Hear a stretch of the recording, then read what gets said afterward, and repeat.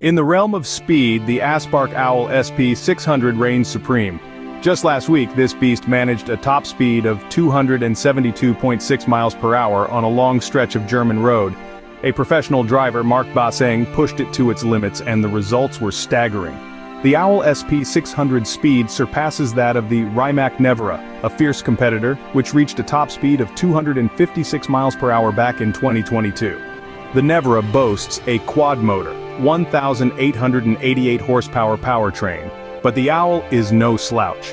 Equipped with 4 motors, a 64 kilowatt-hour battery, 2,012 horsepower, and 1,475 pounds of torque, the Owl is a force to be reckoned with.